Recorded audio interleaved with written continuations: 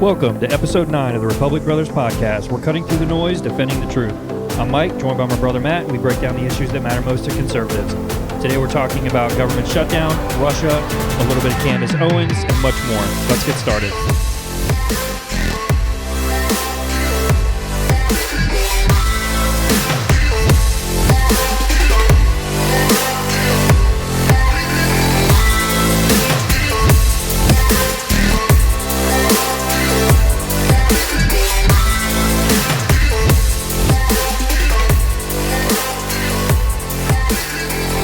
So we are officially on day 26 of the government shutdown. I'm only 2 days away from my original 28-day prediction.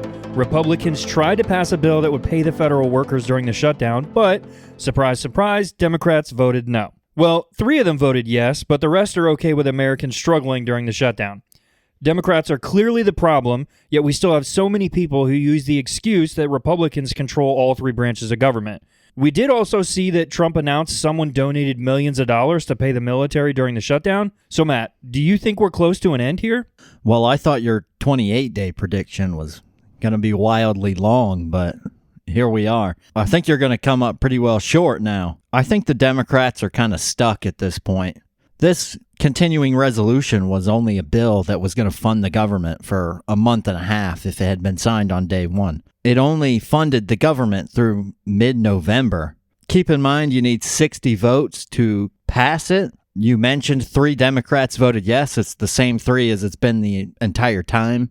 I don't know what it would take to get Democrats to join in reopening the government. I still think there's such a fear of getting primaried inside the Democrat Party from the far left that they can't do it. They're kind of stuck in a position where they know they're starting to get some heat, but they can't back down. If they sign the agreement now, it's a really bad look.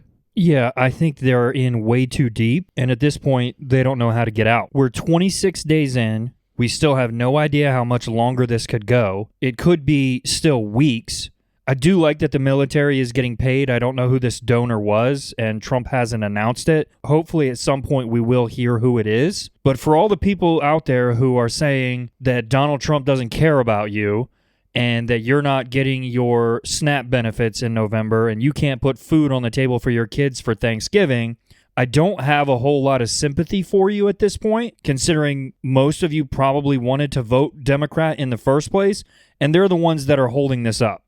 I struggle with the whole SNAP benefits thing. You can only see so many videos of people buying absolute garbage with your SNAP benefits. That's the money you paid into the federal government, and they're buying brownies and soda with it. I would much prefer you bought vegetables and real produce rather than junk. Calories per dollar, you're doing great, but when you look at the nutrition part of that, calories aren't the main important part. Sugar is loaded with calories, but it's not beneficial to your health. I've seen videos of people saying, I'm mad because SNAP won't buy me my cosmic brownies anymore. If you want brownies, you can still have brownies. All the things you need to make brownies are still eligible for SNAP. Things like flour and eggs are still available. They just want the quick route to the brownies, and that's what we need to get rid of. Yeah, this goes back to an analogy that I use all the time with people when you're sitting in traffic. You're sitting in traffic and the guy in front of you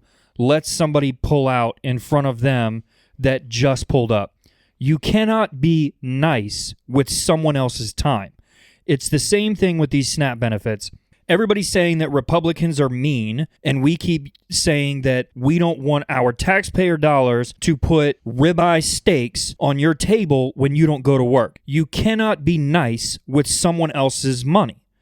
In order for you to claim that SNAP and eating is a right, you are now infringing on my rights. You are now asking me to use my money that I worked for to put food on your table. I had to go to work to put food on my own table. Why can't you do the same? Yeah, I completely agree with that. Beggars can't be choosers. If I remember correctly, it's something like 60% of people on SNAP don't work. I don't want to nitpick, but that number seems very high. I understand there are some people who absolutely need it, and I have zero issue with those people getting some help. We're not gutless, heartless people. We want people to do well, but not so much that it's an inconvenience for the rest of the United States. The fact that I'm standing in line at the grocery store and you walk up to the register with 2 carts full of food and you swipe your government-funded card, meanwhile, I'm behind you and I have to pay full price for mine, is just wrong. You shouldn't be walking around the grocery store, like you said, filling your cart with junk, and then get to go to the front and swipe somebody else's money. The worst part is all the videos you see online on social media of people calling out Republicans and Donald Trump, saying that they're not going to be able to feed their kids, yet they're wearing designer clothes, they're wearing super nice clothes, they're living in a nice house, they have their hair did, their nails did, their eyelashes did. This is not a problem of you can't afford it. This is a problem of your priorities are not correct. And that's a big thing we see in a lot of households in the U.S. I'm not going to say where we live, but Mike, you know there's an apartment complex not far from where we are right now, where almost every single unit in the apartment complex is affordable housing funded by the government, where one person is unemployed and doing nothing but collecting unemployment and SNAP benefits and every other form of government subsidy they can find, while the other person in the household does go out and work but has their name on nothing. It's not a secret that there's a lot of fraud when it comes to these government programs. Most people just look the other way. I'm all for having some form of fallback program for people who go through tough times. We need it, and compared to many other countries in the world, we have virtually nothing. We are a very capitalist country, and that's to the benefit, and we don't have a lot of fallback programs, but this is one, and it gets taken advantage of a lot. Yeah, there's a ton of people out there who should not be in these programs, and if they are in these programs, they're not trying to get off of these programs. They're taking advantage of it, and they're using it as their meal ticket. And it's not fair to everyone else. It's not fair to everyone else that goes to work every day and provides for their family. If you fall on hard times, that's fine. People naturally are generous people, and they will help. But when you've been on these government programs for years, that's unacceptable.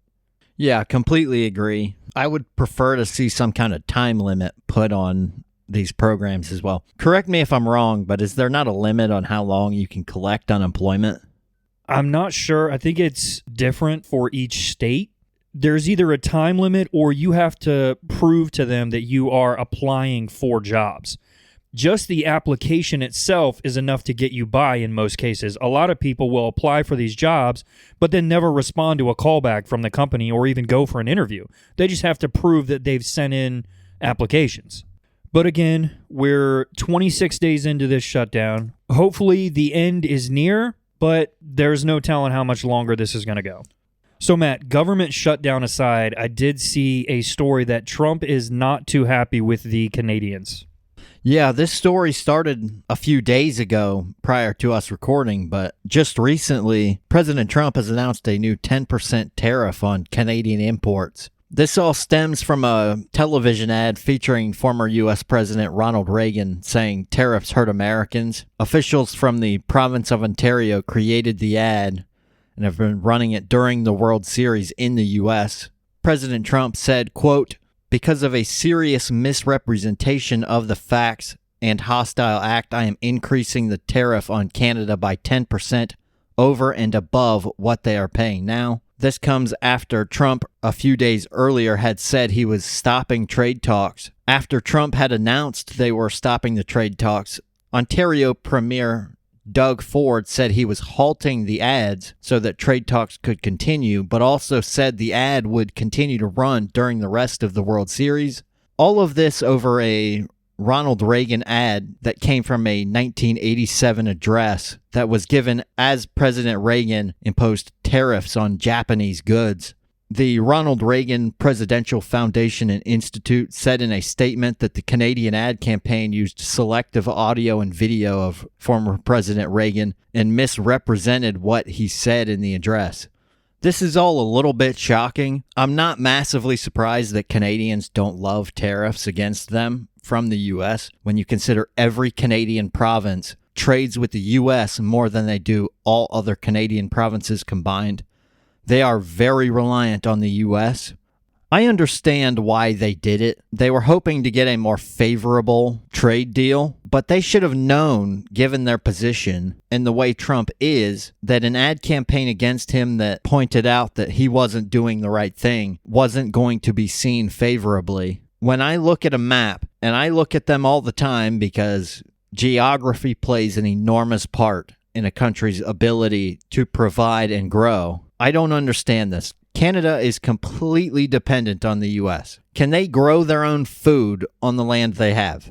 Given how far north they are, no, they can't. Now, I don't put this on Canadian Prime Minister Mark Carney. This is mostly on the Premier, the leader of the province of Ontario, Doug Ford. I think he should have seen this as backfiring on his province. Again, every single Canadian province trades more with the U.S. than they do the rest of their own country. Why poke this bear? I was just going to say that this seems like a case of poking the bear, especially if you're in the middle of trade talks with America. Why would you put out an ad that's meant to make them or Donald Trump look bad? That just doesn't seem like good business. And you have to look at history. Canada's always been an ally of the U.S. I don't understand why you would take this step. You know, if you just kind of step in line and follow what Trump says, you would get an incredible trade deal because Canada is a good trade partner for the U.S. It is not expensive to ship goods to Canada from the U.S. If you had just played nice with Trump, who everyone says is erratic and hostile towards other people, play nice. You know it's the end of his presidential term in 2028. Go along with it. Take a good trade deal, which he almost certainly would have given you, given you're the neighbor. You could have had a good deal. You may have just messed that up. Canada had 35% tariffs on them before. Now 45, I would assume, after Trump's announcement. That hurts Canada far more than the U.S. Well, let me ask you this, Matt. Has Ontario Premier Doug Ford gotten any backlash over this, or does he have the support for these ads? From what I've seen, reaction is a bit mixed. Some feel it was a needed campaign that would put a little pressure on Trump. Others feel it was kind of a waste of money and that money could have gone to something better. I'm on the U.S. side of this, so of course I'm skeptical that anything good will come out of this for Canada. A lot of questions in Canada are being asked about how edited the ad was, and a lot of it was sentences taken from different parts of a longer speech, but all the quotes that they used were real. Well, that seems to be the issue we see with a lot of stuff these days. Everything is edited or, cut out in order to make something seem different than what it actually was. So it doesn't surprise me that they would take and edit a clip like this. What does surprise me, though, is that they would do it thinking that it would help them. This doesn't seem like a move that you would make if you were trying to make things better in your negotiations. But Canada aside, I do want to talk about something else we just saw recently.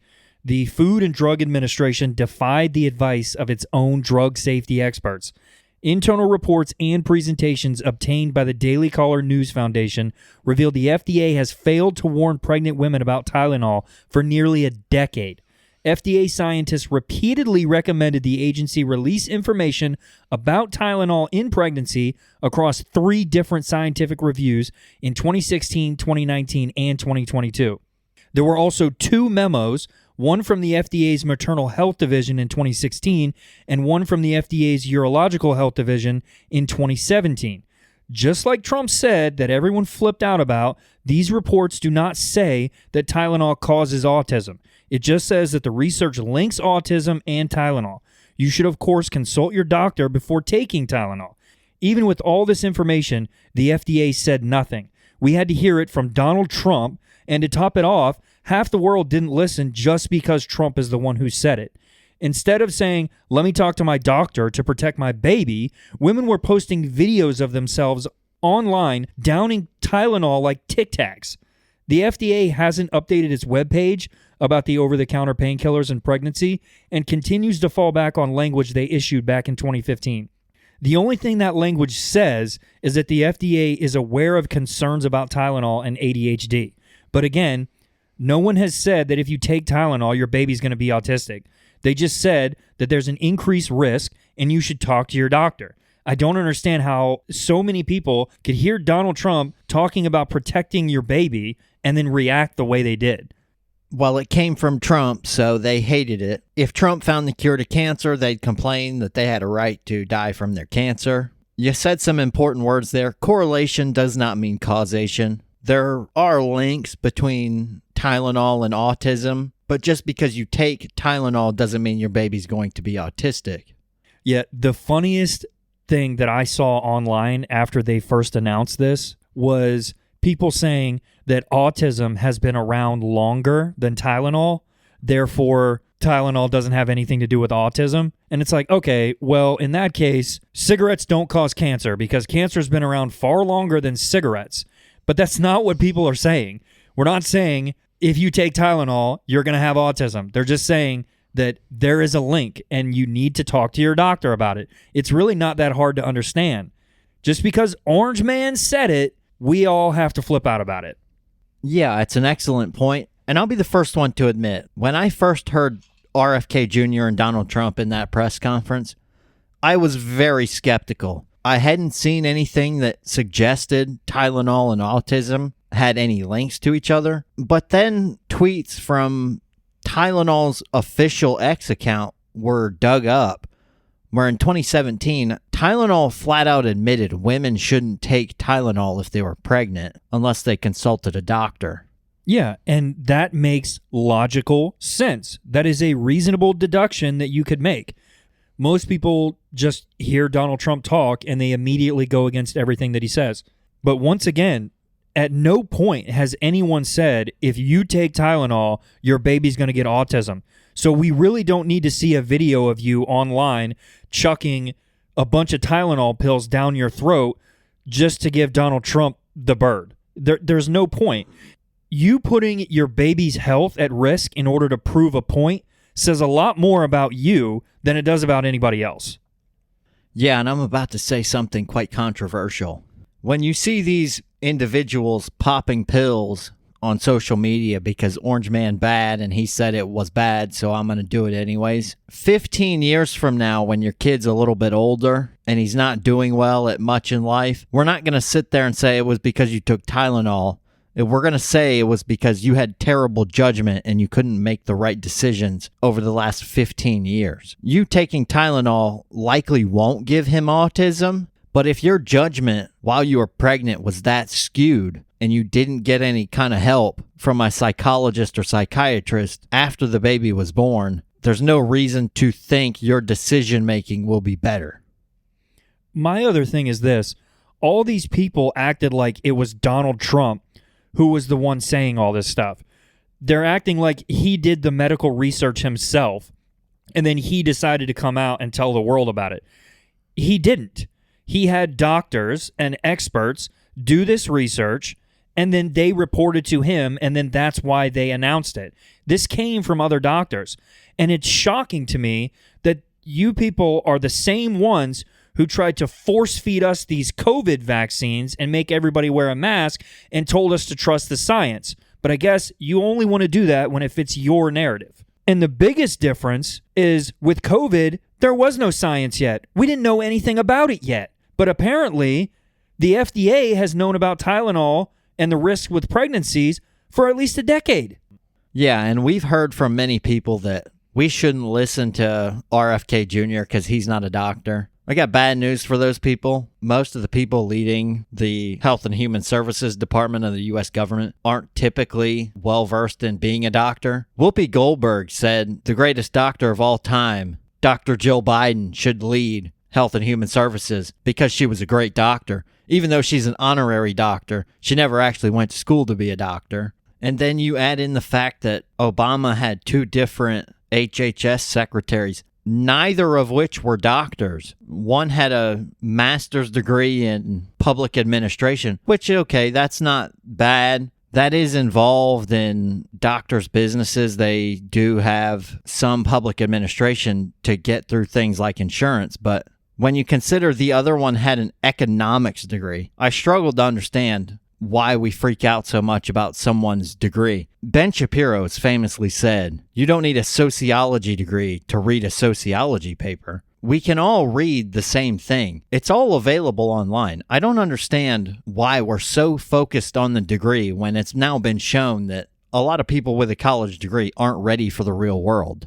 Yeah, and anything that they're teaching you in college, you can easily Google.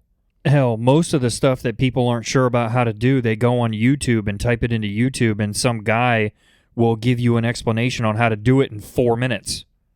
Yeah, it's very much an authoritarian type of view from the people who claim Donald Trump is an authoritarian, trying to discredit someone based on their credentials.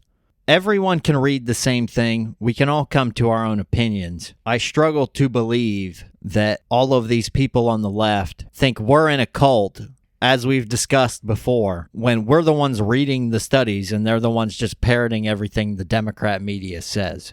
Now that we got the whole FDA thing out of the way, we discussed on our last episode a little bit about the heist from the Louvre. 2 men who allegedly stole $100 million worth of France's crown jewels from the Louvre were arrested Saturday night. One was captured trying to flee the country. It's believed there's still 2 at large, and police still have not recovered the jewels. We mentioned this story before. We thought there was a chance that these guys would get away. I'm still very curious to see if they ever find the jewels, though. I'm a little surprised they were still in the country, given how much time they had to escape. It also surprises me a little bit that they got caught. It makes me wonder a lot about the operation. We've seen massive heists from museums and banks in Europe where they get away. It makes me wonder where they went wrong. I'm curious if they can get the 2 individuals they captured to speak and reveal where the other suspects are. I think if they could get all 4 of them, which is what it's believed to be, 2 suspects arrested with 2 still at large, that indicates 4. So they got half of them. That makes me think if they could get the other 2, they would have a decent shot at recovering these jewels. Yeah, now that they have 2 of them in custody, I don't think that the other 2 are going to get away. I do think they're going to find the other 2. I am very curious, though, which one of these guys was in charge of this whole operation, whose idea this was. For them to get caught this quickly suggests that they were not very good in the planning stages. I would slightly disagree with that. Obviously, normally part of the planning stage is how you escape. I would suggest they got the planning stage of the actual heist correct. They didn't get it right for the escape part. They obviously had some kind of plan because they got away from the museum without getting caught, but there was no larger plan to get away from France as a country. Yeah, I just think if part of your plan was to try to flee the country several days after you robbed the Louvre, you didn't think that one through very well. You should have been headed straight to the airport, in my opinion, before anybody even knew who you were. Yeah, it's a good point. And now that you look at this, what kind of plea deal are these 2 suspects who they got going to be offered to get them to give up who the other suspects are? I think if you're one of the other 2 suspects still at large, you're very worried right now. Yeah, they're definitely coming after him. But anyway, moving on from that, we just wanted to touch on that real quick.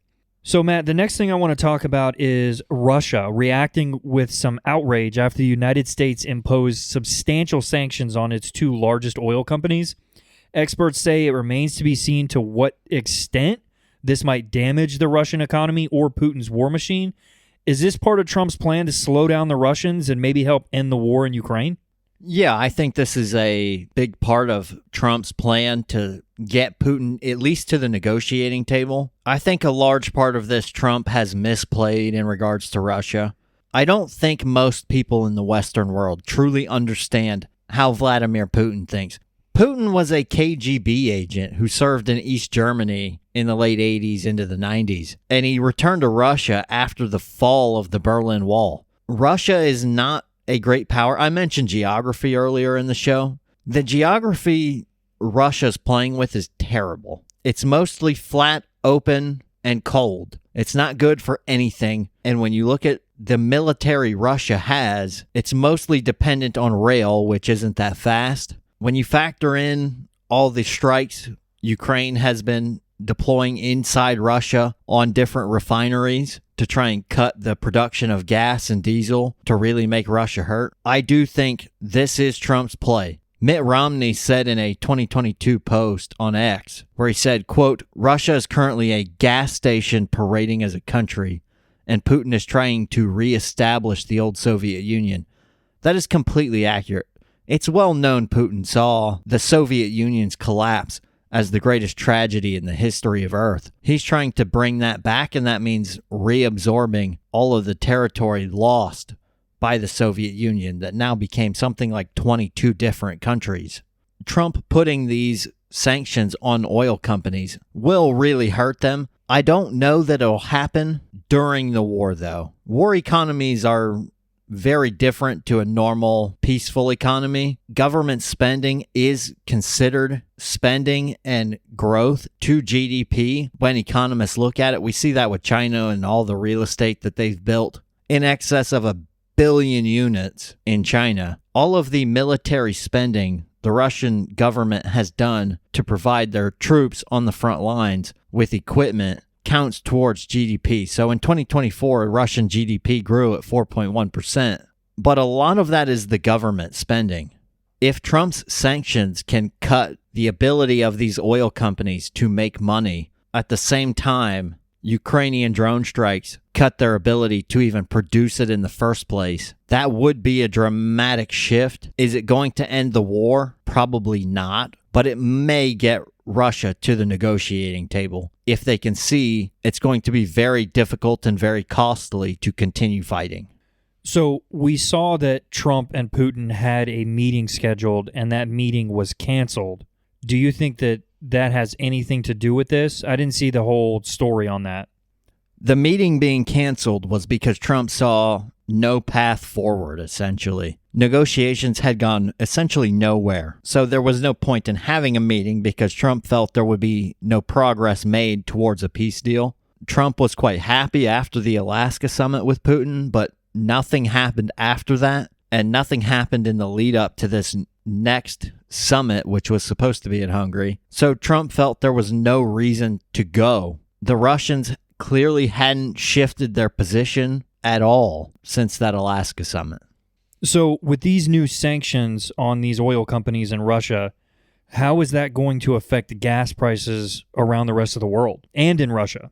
Well, that's a difficult question to answer, but there's a couple different points. In Russia, gas prices aren't going to be significantly affected because the government subsidizes this industry very heavily to keep prices low, to keep their people happy. These sanctions really do hurt countries that were buying Russian oil before. India and China, this hurts. We've even heard from some government officials inside India and China that they're considering stopping buying Russian oil. India really was the biggest benefactor of all the sanctions on Russia. There was a cost cap on Russian oil, which meant India was buying Russian oil at $60 a barrel and then reselling it to the rest of the world. And it was pure profit. They didn't have to do anything to that oil. They just were the median that oil moved through. As far as the U.S. is concerned, it's really not a concern at all. The oil markets in the U.S. and Canada and Mexico are very much independent from a lot of the world. You can look at the numbers for imports and exports for oil, but they don't quite tell the full story. According to the import and export numbers, we are an importer of oil, which is simply not true because we don't count refined goods like gas or diesel or jet fuel as oil when we export it. The U.S. really won't see anything from these sanctions. Life will continue as if nothing happened, but for the rest of the world, it will have an impact. All right, Matt. Well, transitioning out of the Russia talks, we had a question from a viewer that I was unable to give an answer to, so I wanted to circle back to this and get your take on it. During our last blind ranking segment, I said the name Candace Owens. You mentioned before and during that blind ranking that she said some anti-Semitic things. I do know that her and Ben Shapiro had a little spat and that she left the Daily Wire. I've personally always been a fan of Candace Owens, but I'll admit I don't listen to her full show much anymore. I typically only see clips from her now, and I don't know much about the falling out with Shapiro. I know she wasn't a fan of some Israeli tactics and some of Netanyahu's methods, but what exactly did she do? Explain the anti-Semitic stuff to us. Yeah, it kind of started in November 2022 after Kanye West had some very offensive tweets towards Jewish people, and Candace Owens kind of defended that. Then you add in 2023, she had some questions over Nazi medical experiments and kind of labeled them as absurd when it was well known that Nazi doctors were performing horrendous medical experiments against Jewish people. She was saying that the claims that Nazi doctors were doing these crazy experiments wasn't true? Sort of. She was saying the stories were absurd and that they were probably exaggerated. Let's discuss those two before we move on to anything else, though. Let's start with Kanye West. Kanye West is off the rails. He has been for a while. I don't think you would disagree with that. He's repeatedly said unhinged things, occasionally apologizes, and then comes back and says the same thing. He said things like he loves Adolf Hitler and he loved the Nazis. He claimed in an interview with Alex Jones that the Jewish media misrepresents Nazis and Hitler. He said, quote, "I see good things about Hitler," end quote. He denies that the Nazi regime killed something like 6 million Jews. He compares lost business deals to the Holocaust, and for good measure, when pressed, he reaffirmed that he liked Hitler. I struggle to see any reasonable defense for some of the things he said. I think some people have said you could defend him on the fact that he clearly wasn't there mentally and that he needs help, but you can't defend the things he said in that case. But Candace Owens has defended him and said he's okay in that. So what was Candace Owens' defense of Kanye and the statements that he made? She never gave a massive defense of what he said. She just kind of said it was all overblown. I struggle to understand how saying Hitler did good things and you like Hitler is something that can be overblown. Hitler was one of the worst people in the history of humankind. How is liking someone like that a good thing? Yeah, I mean, I would agree with that. And there have been other incidences with Candace Owens. She invoked the 1913 case of Leo Frank to promote an anti-Semitic blood libel conspiracy theory. She, without really any evidence or credible backing, said that Frank's family believed in pedophilia and incest as a sacramental right. Now, that's a pretty remarkable statement, especially when you look at the facts of that case. In 1915, Georgia's governor commuted Frank's death sentence to life in prison, stating that the decision was based on his belief that Frank's conviction was unjust and the defense's argument was correct. And in 1984, Leo Frank received a pardon from the state of Georgia and acknowledgement that there was a lot of injustice in his conviction. Many believe that this was wildly unreliable accomplice testimony and that his accomplice was the murderer. There was no credible physical evidence that Leo Frank was the murderer. I respect Candace in the fact that she will ask questions. She will come up with theories that are a little out there. She has claimed that Jewish people use the Holocaust as a shield and that these are the people who control a lot of Congress or Hollywood. I'm a little curious on how she does math. There's something like 16 million Jews in the world and a population of 8 billion people. How many people do you genuinely believe are controlled by the Jews?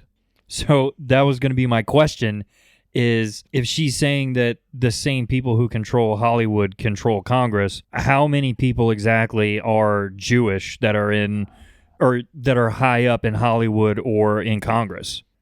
Yeah, 0.2% of the entire global population is Jewish. I'm not going to sit here and slander Jewish people. They're very smart people. The country with the highest doctor to population ratio is Israel because Jews are quite smart and they're very good at long-term planning. But there's more than 8 billion people in the world. How many of them can they possibly be controlling?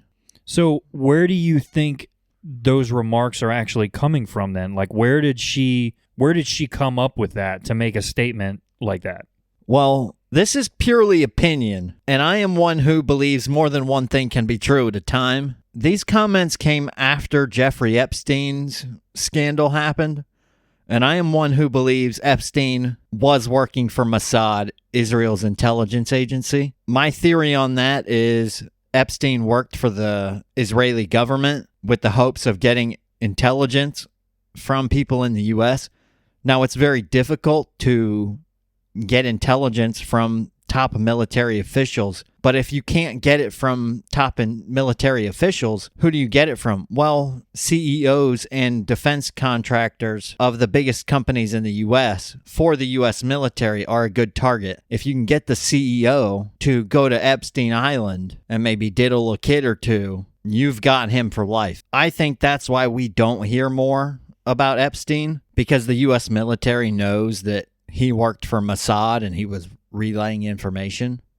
So you're saying that Jeffrey Epstein was connected with Mossad in Israel and that he was getting people to go to his island so that he could essentially get blackmail on them? Do you know what country spies on the U.S. the most? Israel. Yes. And I don't have any information to back up that claim that Epstein worked for Mossad. But we know Israel spies on the U.S. like crazy. So why does Israel spy on us so much if we're such great allies with them? We are great allies and they need us. But Israel is very good at long-term planning.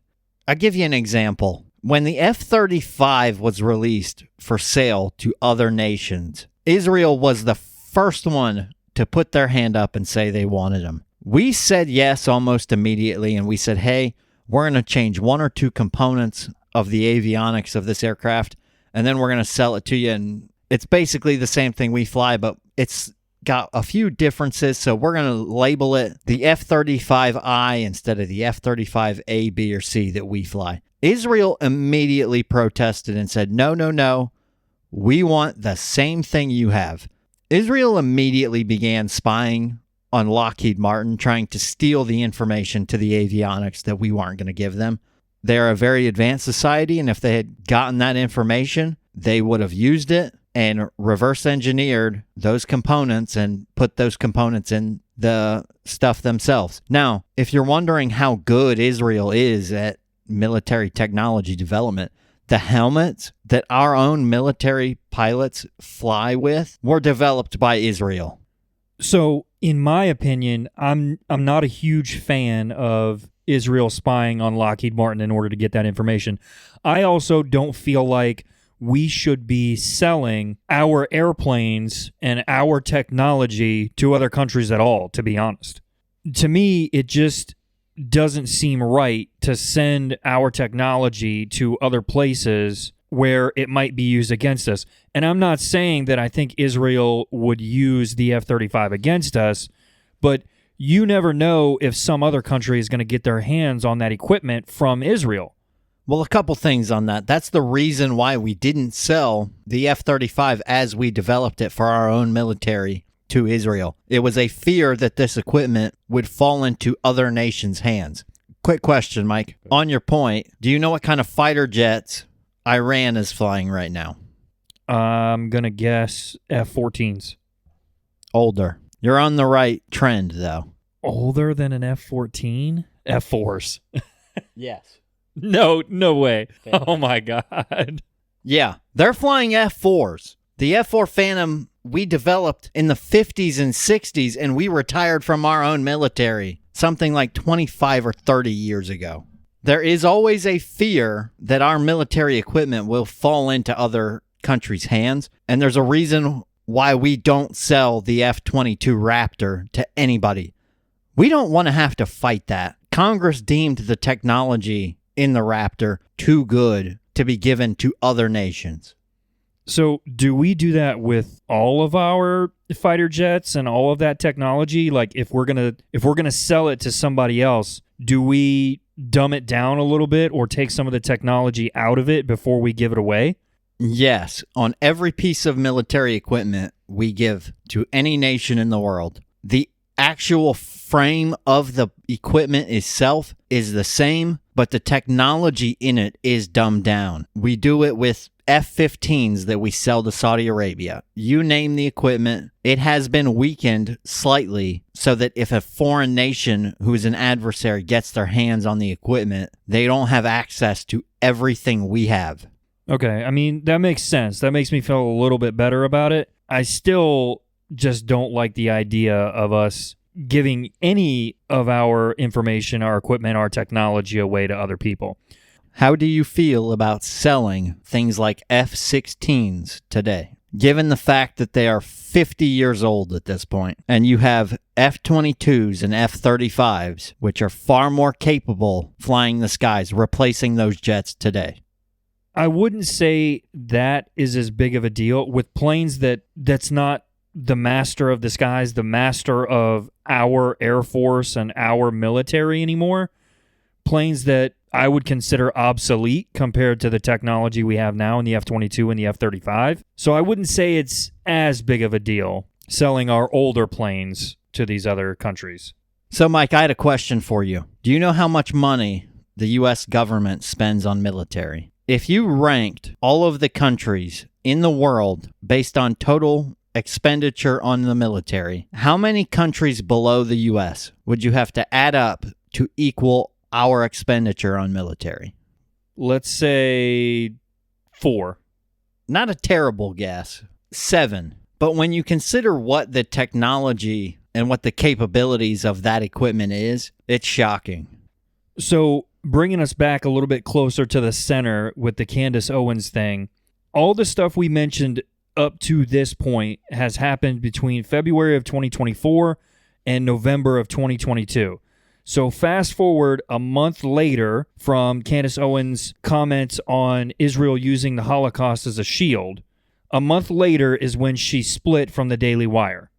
Yeah, and there's still many questions about that. Ben Shapiro had said she left on her own, but I kind of don't buy that. And many others have said she was fired. She had said a lot of things about Israel that Ben Shapiro absolutely would not have agreed with. I absolutely could see it that Ben Shapiro fired her. Not long after she was fired from the Daily Wire, she was named Anti-Semite of the Year.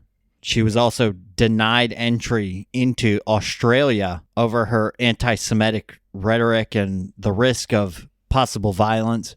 And that Anti-Semite of the Year thing came from a watchdog group, Stop Anti-Semitism, which makes me wonder who else is on that list. Who else are they looking at when they're considering this Anti-Semite of the Year thing? She was Anti-Semite of the Year in 2024, joining a list of people like Rashida Tlaib for 2023, Kanye West 2022, Ilhan Omar of 2019. Most of them are people who openly admit, in the case of Kanye, that they liked Hitler, or in the case of Rashida Tlaib or Ilhan Omar, are actively rooting for the destruction of Israel. Now, this year, she has kind of launched a series claiming she was targeted by global elite. Who the global elite are, I don't know.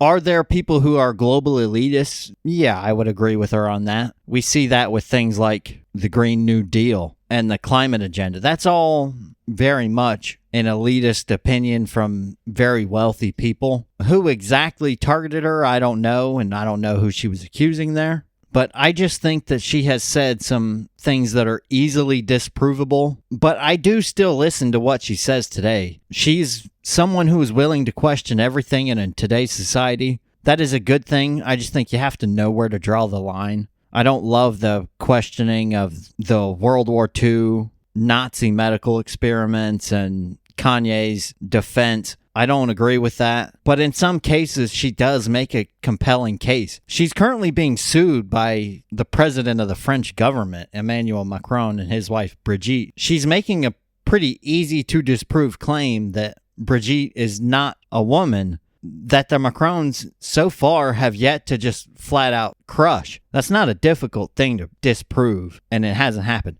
So I do still listen to her. I don't hate her. Like I said before, I feel like you kind of need to know someone to hate them. I don't know her. I'll still listen to what she has to say. And if she makes a compelling argument, like she has in some cases, I'll listen. But on the Jewish side of things, she seems to be a bit out there and seems to deny some basic facts about what has happened in history. Well, my opinion on the whole thing, I think I need to do a little bit more research on it, but I'm not fully getting the impression that she hates Jewish people. To me, I think she's skeptical of some things, and maybe she's said some stuff that maybe she didn't think out very well, or maybe she should have done a little bit more planning. I'm just not convinced that she just hates Jewish people. I mentioned that she called some of the medical experiments that Nazis did on Jewish people absurd. Do you think that was the case?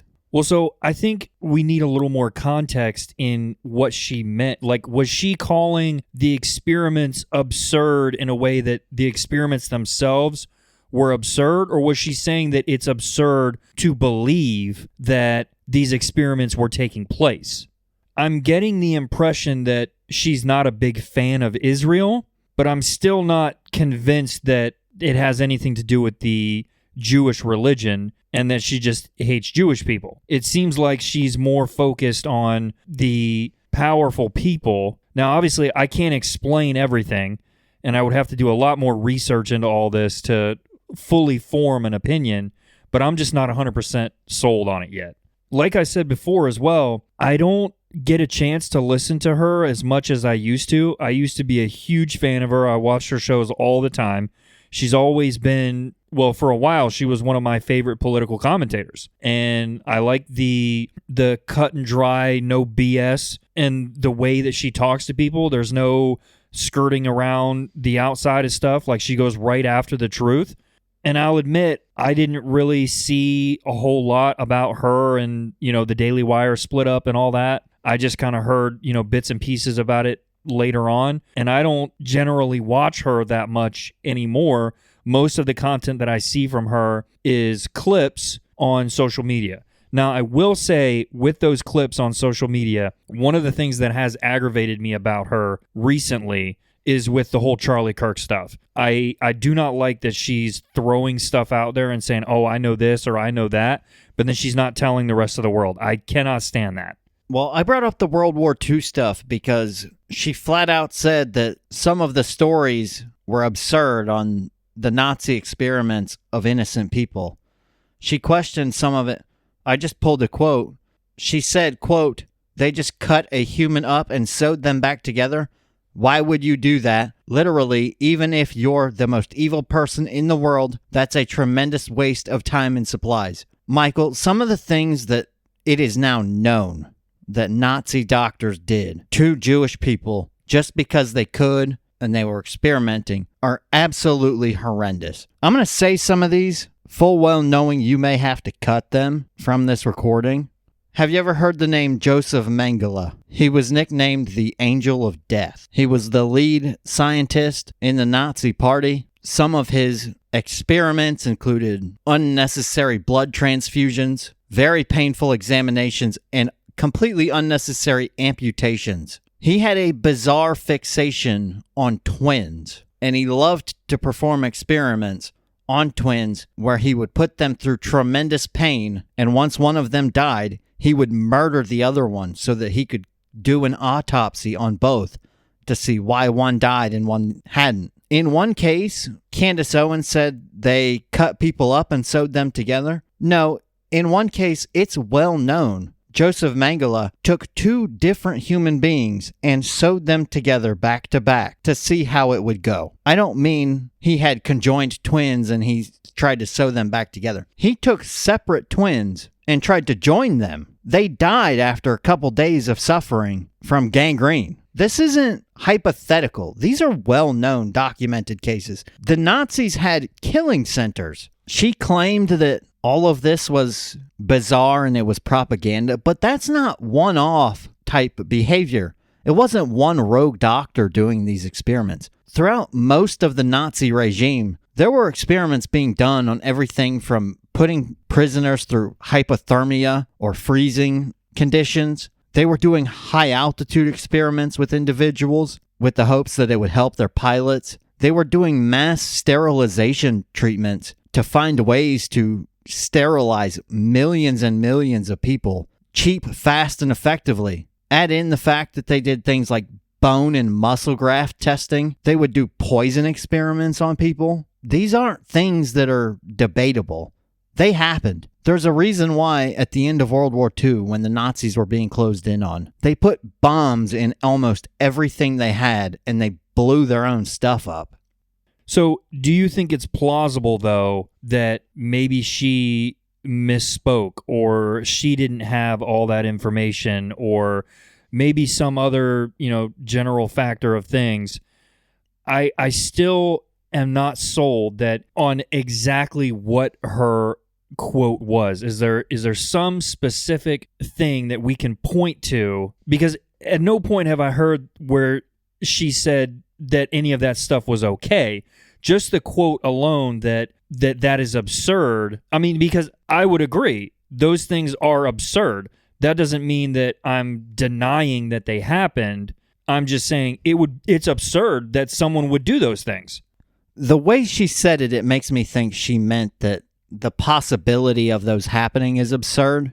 She absolutely questioned whether or not it happened. Look, I don't believe she's evil, if that's kind of what people at home are going to think. I don't have a problem with you questioning whether or not some terrible things happened. My issue is that we know these things happened. This was 1945 or earlier in a lot of these cases.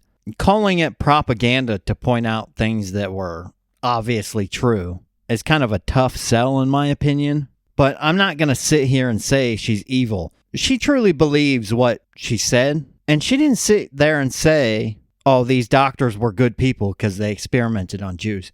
I truly do believe she thinks that the acts these doctors committed, or at least in her mind were accused of committing, were atrocities. She's just not sure if they happened. When for the vast majority of people, it's well accepted that they did happen. So I don't rip her for being evil in that way. I would like to see her do a little more research on some of these things. And I'm sure she would claim she does plenty of research, given she's quite a fiery personality. I mean, you got to admit, she did do a lot of research on Emmanuel and Brigitte Macron.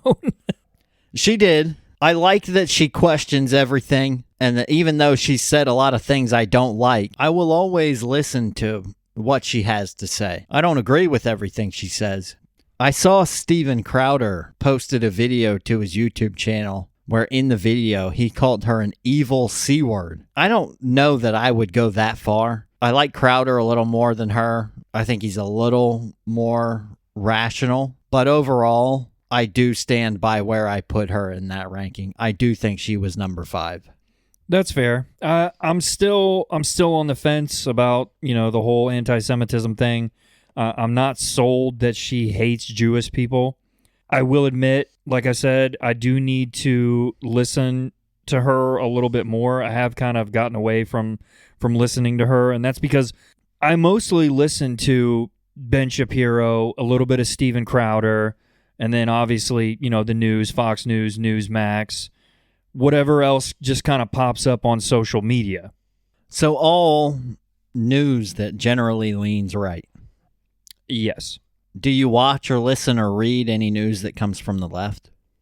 I do not watch any news that comes from the left, but I frequently am on CNN's website. Anytime I see a story from them or any left-leaning site, I will click on the link and go to it and read it from the left's side. I've spent a lot of time over the last couple years trying to get into better habits on that, and I feel like I have. I don't watch a ton of news. I do most of it online reading. Anytime I find a story on Fox News, I want to find the same story on CNN and kind of compare and contrast what they say. What's the right say versus what's the left say? There are definitely differences, so I feel like I've gotten closer to the truth.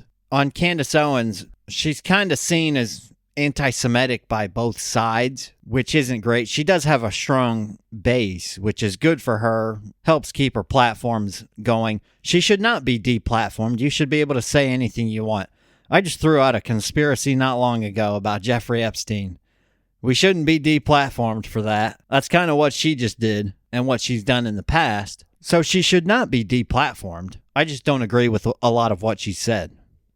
Yeah, I kind of take the same approach. If I see a story online from CNN, I'll click on it, I'll go to the link, I will read the story, and then a lot of times I'll go find that story on, another site just to see how it compares. But I see what you're saying. There's a lot of stuff that I think you can make the argument for Candace Owens that she's not a Jew hater. But there are also things where it's like, how do I defend that? But I think you can say that for a lot of people. A lot of people have made comments that you're like, man, how am I supposed to help you out here? Like, help me help you.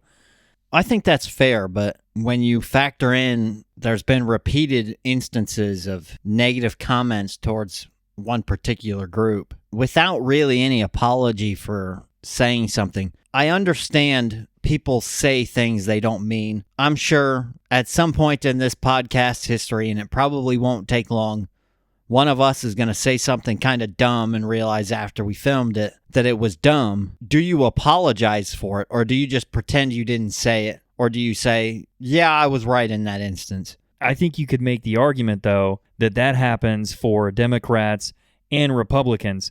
To be completely honest, Republicans and Democrats say dumb stuff into a microphone all the time, and then they double down on it later. We're seeing during this government shutdown, how many times have the Democrats said that it's not okay to shut the government down, and they've blamed Republicans for it in the past, but now they're the ones leading the charge in this government shutdown. Well, yeah, I agree with you. Stupidity and evil and all these things that some people are accused of, it's not based on what race or sex or religion or any of that stuff. It's a human thing. Humans of all different makes, origins, religions, beliefs do these bad things. I don't believe most people are evil, and I've heard it said many times, when something can be attributed to either evil or incompetence, it's almost always incompetence. Yeah, it just makes me think of all the times over the last several years that Democrats have called Republicans Nazis or this, that, and the other, or Republicans have called Democrats communists or this, that, and the other. But does that mean that we hate each other, truly? I think for the vast majority of people, no. But for a small percentage of people on the far right and the far left, they do genuinely hate a lot of others. Most Americans don't have that level of hate. They're trying to get through their own day, trying to live their own life and provide for their own family without much regard for many others. Well, I'll wrap it up like this. I'm still not 100% convinced on Candace Owens, and I am going to make it a point to listen to her a little bit more and do a little bit more research on it. That being said, we do need to wrap up. We've been recording for a while now, so I want to do our blind ranking segment real fast. We're going to stick with the same theme as last time because I said that there were some people that I didn't get to throw in there, and I want to throw them in there. So while it's fresh, conservative media personalities, take two. Here we go. The first on the list is Michael Knowles. Number one. Number one. Okay. Next is Laura Ingraham. 4. 4. Okay. Next up is Sean Hannity. 3. 3 for Sean Hannity. Megyn Kelly. 2. 2 for Megyn Kelly. And in your number 5 spot, you have Matt Walsh. Oh, that hurts.